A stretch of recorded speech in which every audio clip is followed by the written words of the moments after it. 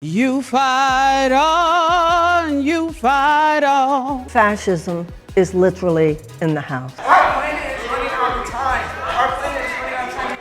And we are running out of time in this forum. The Democrats have apparently learned nothing, and activists and identity politics are still causing chaos in their party.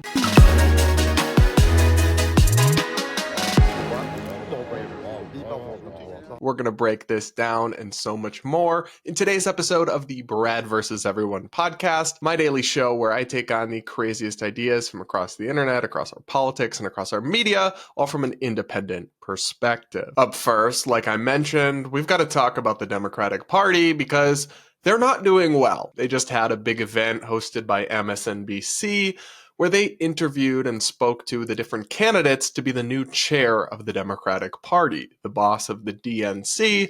They've got a bunch of different candidates, but their event did not go as planned, it's safe to say. We're going to run through some of the highlights and the fact that the event was basically totally derailed by protesters from their own side. But first, just a funny clip of how one of the candidates sang a song in lieu of making an opening statement. Good evening, everyone.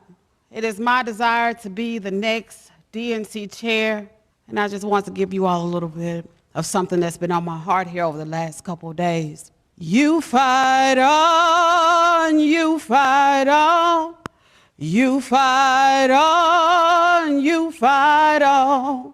When your government is doing you wrong, you fight on, oh, you fight on. So I watched the whole 2.5 hour forum and she was kind of goofy, but she was also kind of fun. Less funny was the absurd hysteria some of the candidates like crystal expert Marianne Williamson engaged in, which apparently Democrats didn't realize hasn't worked. Take a listen to what she had to say. It is difficult for the mind to absorb the enormity of this moment.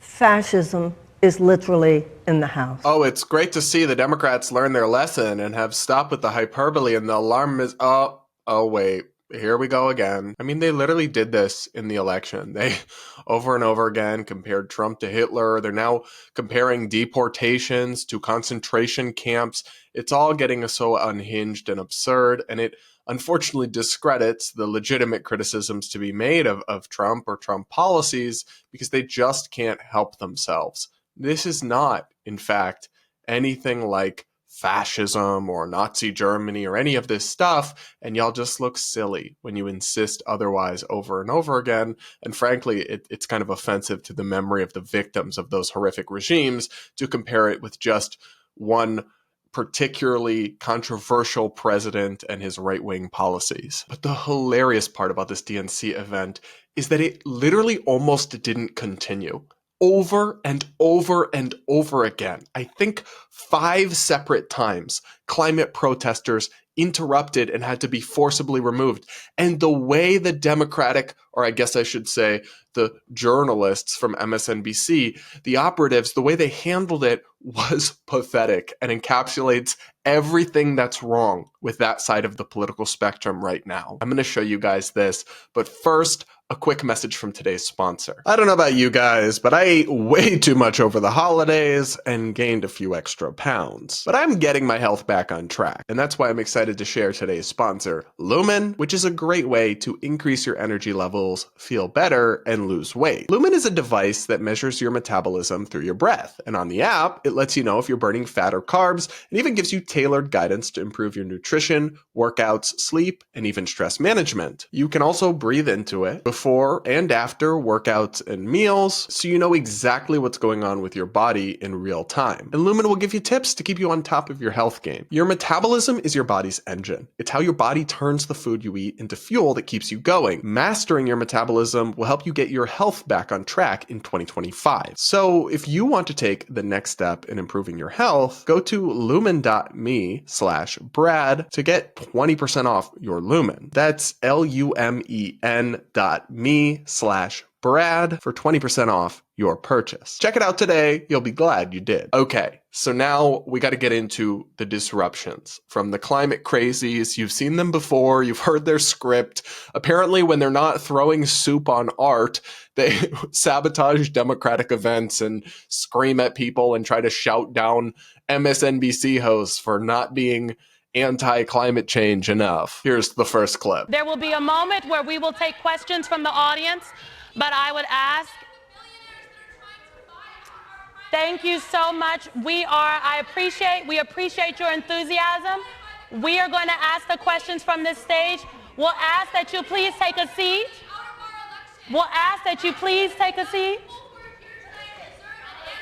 This is a question we're going to ask. All right, we're going to ask that question. We understand. We understand that there are many issues that people are very passionate about, and we are going to endeavor to get to all of those tonight. Do you hear that, guys? They understand. There are many issues people are passionate about, so of course they have to behave like petulant children and scream and shout and interrupt. The way they coddle these people made me sick. Oh my gosh. I'd be roasting them down to their face and then having the police arrest them. But at least there was just this one disruption at the beginning, and then they got the event underway. Just kidding. Here's the second one. Back to the last election cycle. You do not, pardon me. Thank you all so much. We appreciate, we appreciate your enthusiasm, and we have a number of questions we'd like to get to. If you would please take a seat, ma'am. If you're willing to stay silent, we would love to have you stay. But we have a number of questions that we're going to ask. And please, you all don't know what we're asking. No one has seen our questions on this stage. Give us an opportunity to get the questions from these candidates and the answers that we all know you want.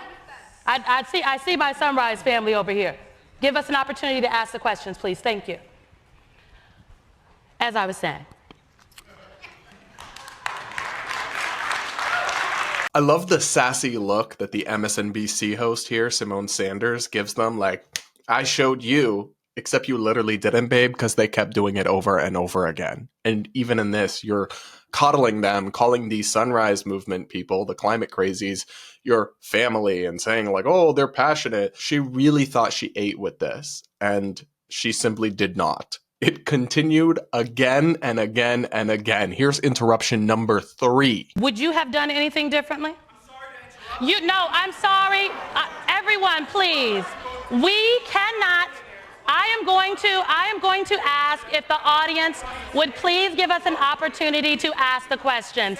And if you are not going to give us an opportunity to ask the questions, we are going to simply ask you to leave. We will not be able to get through this evening. We will not be able to get through this evening if you all continue to interrupt. Our planet is running out of time. And we are running out of time in this forum. The interruptions were so bad, they almost canceled the event. An Associated Press reporter tweeted, "There have now been so many protests that officials and moderators are discussing ways to try to keep the forum going, with DNC officials possibly leaving or halt it altogether. At least a dozen students have been removed so far." Guys, they're in shambles. But you know what? Like, 3 was enough. They got the message and they stopped. No, they didn't. Here's the 4th interruption. About something that came up. I want to ask, we're going to continue to go forward. I want to ask specifically about something that came up during the election. And I will direct this question to you, Governor O'Malley, and to you, Mr. Martin. We're going to continue to go forward. About 1/3 of Donald Trump's advertising, campaign advertising in October of 2004. Pardon me. Well, wait a second.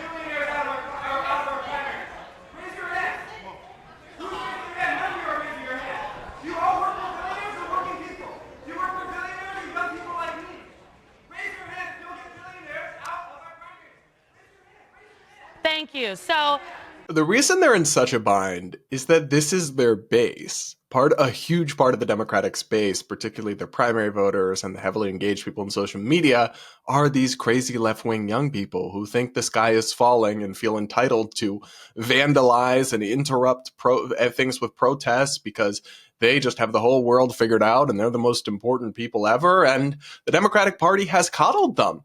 and apparently isn't changing on that, because eventually the protests kept going. Here's interruption number 5, and they decided that the right thing to do would be to simply stop what they were trying to do in the conversations about fundraising and DNC policies and just talk about climate change and cave to the demands of the protesters immediately to see if that would get them to behave, and then even still they didn't. But here's that clip.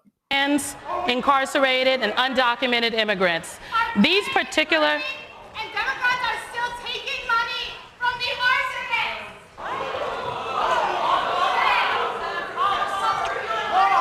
You know,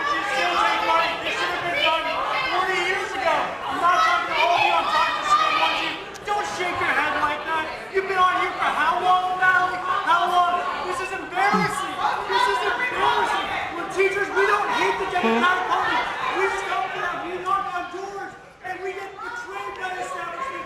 I think it's important to say here, we respect people's opinions. Right. And it is definitely understandable that there is a lot of passion in this moment because the issues in this moment is so, the stakes are high. The stakes are high. Let's talk about the climate emergency. Okay, hello. Let's get to the climate emergency. Let's get to the climate emergency. Jen Psaki, excuse me. We're going to skip ahead. Jen Psaki's going to ask about the climate. We're going to go to climate. Let's go. We'd like to ask some of these questions. If you could just give us a moment. Thank you. Yes. Okay. Thank you all so much. We really appreciate you all being here. I just want to restate. We want to hear your opinions. We're just asking the questions so you can all hear from these candidates and people at home can hear. Okay, let me start by asking a question more formally that someone asked.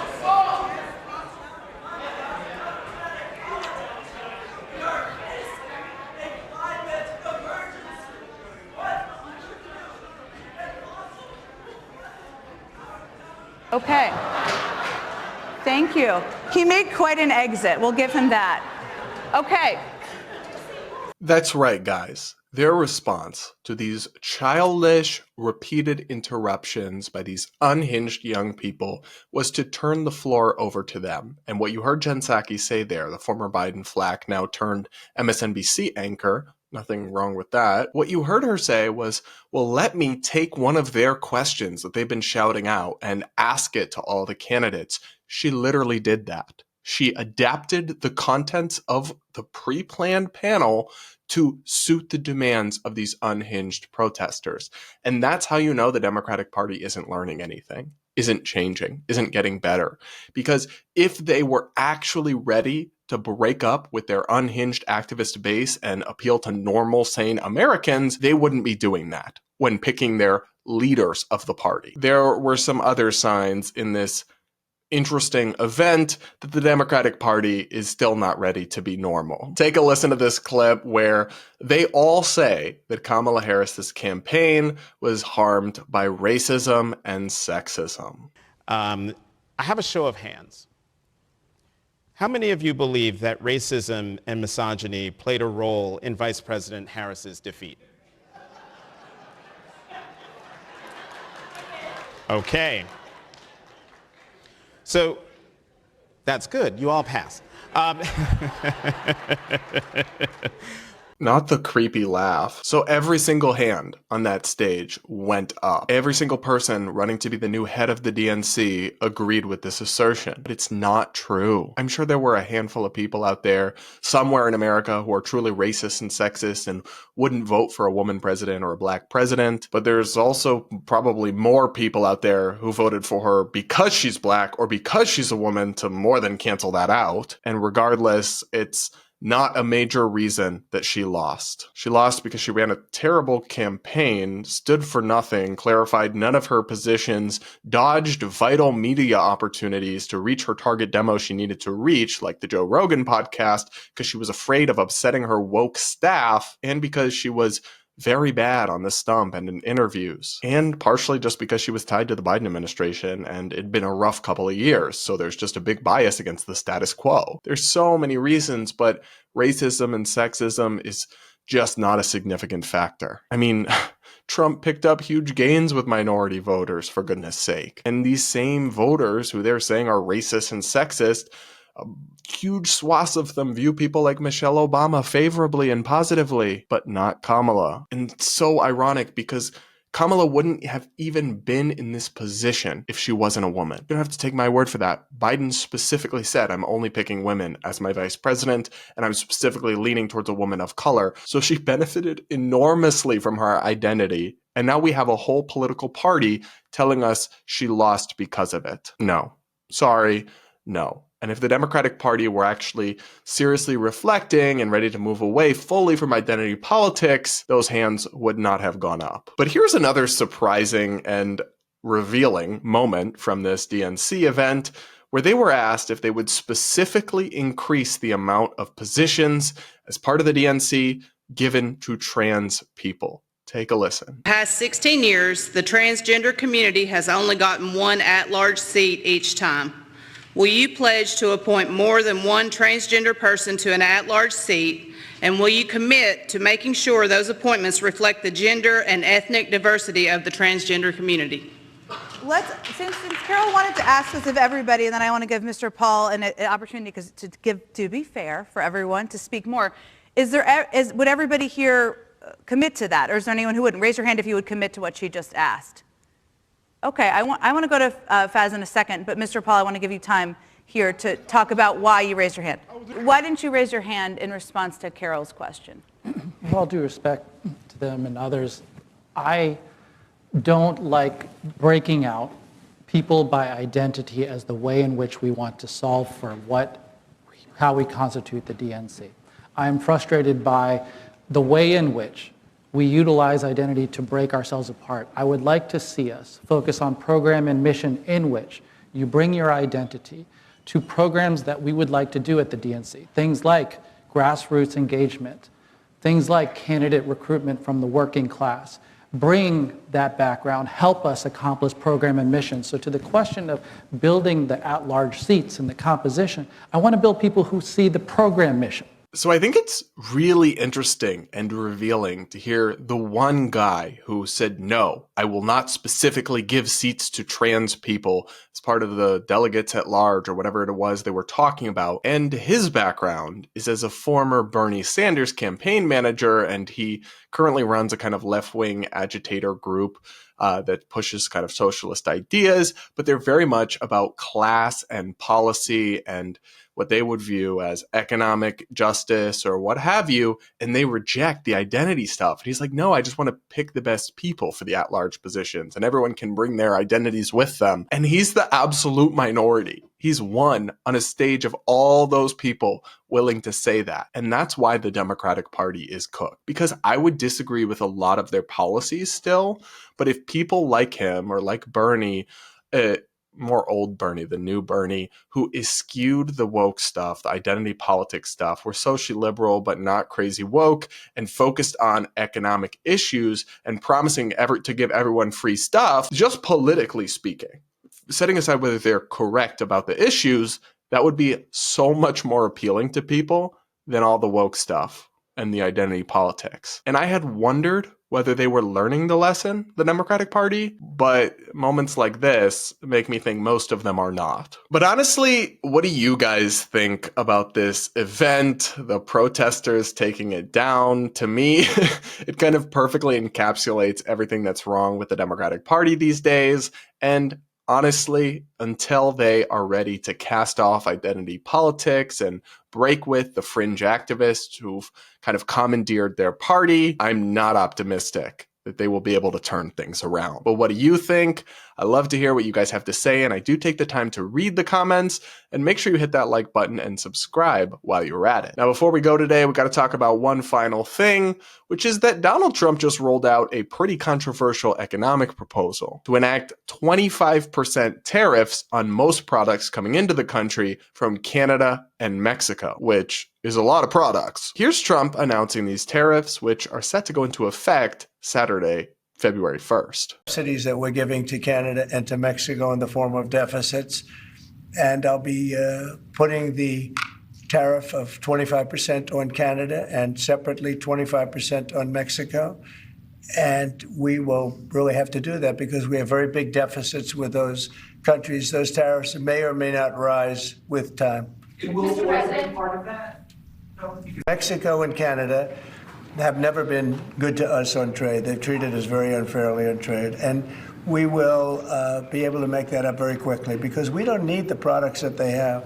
For us to be subsidizing Canada to the tune of $175 billion a year and subsidizing Mexico to the tune of $250 billion, $300 billion a year. So this is a wild thing to do for me for a couple reasons. First and foremost, one of the big reasons that people elected Donald Trump was because they were sick of years of an increase in the cost of living and unaffordable prices and inflation under the Biden-Harris administration, and people were sick of it. They voted against that. They wanted something different. But, and this is just Econ 101, tariffs will make the prices of things go up, whether it's housing that relies on Canadian lumber, whether it's food products that come into the country through Mexico. All these sorts of things will make consumer prices go up. Even supporters of tariffs acknowledge this because that's the mechanism by which they help American businesses, is by increasing prices so they can charge more. The Nonpartisan Tax Foundation estimated that this would come out to about a $670 tax increase per household in America. I don't think Americans can afford that after years of inflation, or that they're going to be happy when prices go up. And all for what exactly? Because Trump is upset that we have trade deficits with Canada and Mexico? Guys, all a trade deficit is that it means